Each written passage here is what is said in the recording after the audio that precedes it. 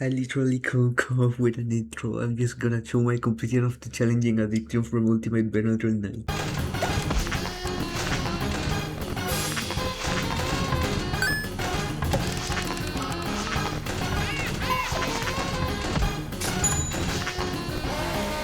Alright, to the devlog. Before I made any characters, I built a very basic layout version of the custom name menu to edit the AIs and night settings easier instead of replacing values directly in code. I also took that as an opportunity to create the save file for the game and having it store the values of the custom name menu for now.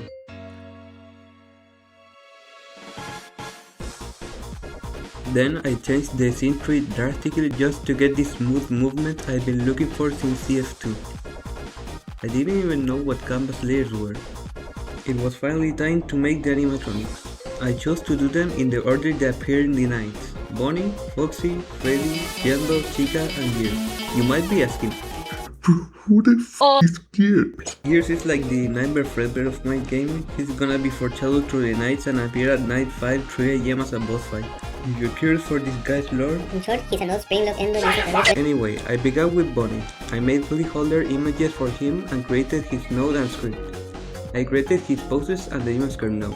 I will explain how most of my character's code works with Bonnie. He has a setup at the start and a process loop, which is divided in decreasing/increasing timers and what to do when those timers reach a certain value.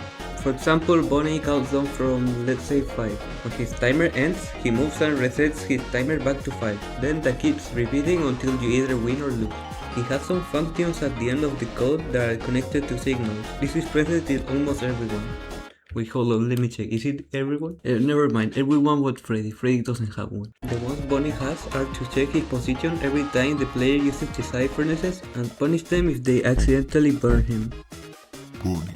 One last thing I did was add stalling. Since you're gonna waste a lot of time in the panel, I made some characters freeze their kill timers if you do the right action. And one of those characters is Bonnie when he's at the doors.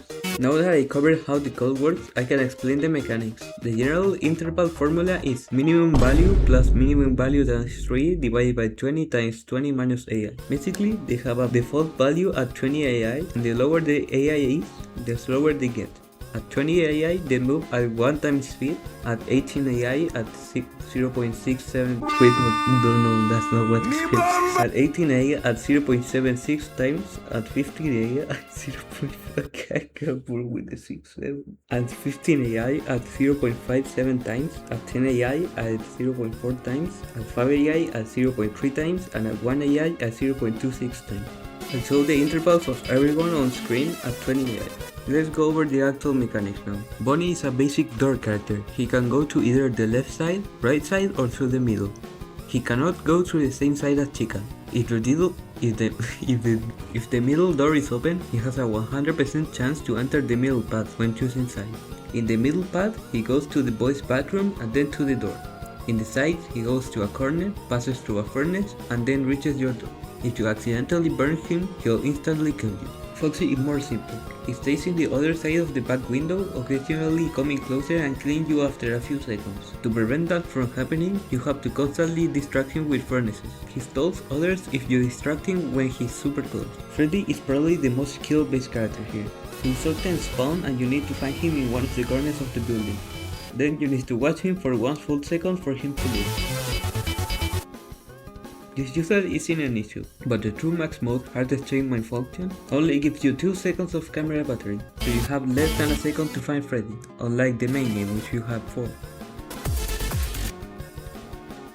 Yendo is kind of just filler, but the annoying type of filler.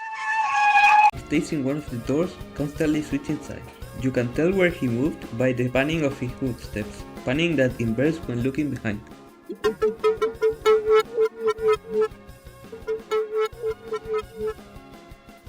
If you don't have the door he's at closed, he blocks the cameras. I also gave him his sister location mechanic, where he takes your oxygen when you look at him. He cannot change size if you have your monitor up, and he has a 0.25 grace period before he starts inhaling your oxygen, to make him fair with permanent oxygen loss. Next is Chica, who's similar to Bonnie. She starts at the back, then chooses to go left or right. She passes through a corner, a furnace, another corner, and then to a room where Foxy is. Then she'll take your panel and make your cameras completely useless. To prevent this, you use the furnaces to burn her and send her to the stall and send her to her starting point. I'm sorry I took like 1 minute to read that sentence right. She gets stunned for 3 seconds after getting burned. Then there's Gears. Mr. Gears spawns like at most once per hour and you need to listen for him on the cameras. If he's at one of the furnaces, burn him with the side door closed.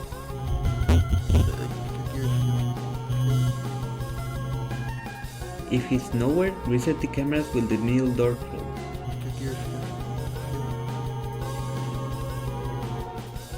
If you don't have the respective actions doors closed, he will straight kill you. On his boss fight, he spawns like every 10 seconds, but everyone else despawns anyways. Don't worry, I also made sure Bonnie and Gears are never in the same room together.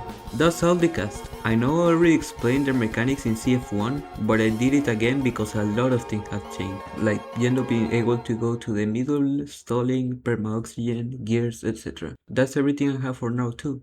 Next devlog will be making the main menu, loading screen, custom night challenges, main nights, and a completion of hardest chain malfunction at the end. Series 6 is going to take a little longer than this video because I will spend a lot of time playtesting my game. Not just playtesting for bugs, I will also learn and grind my own game just like I grinded Recode. I'm glad this project is progressing exponentially. For the outro, I don't know, just do a PowerPoint curtain transition.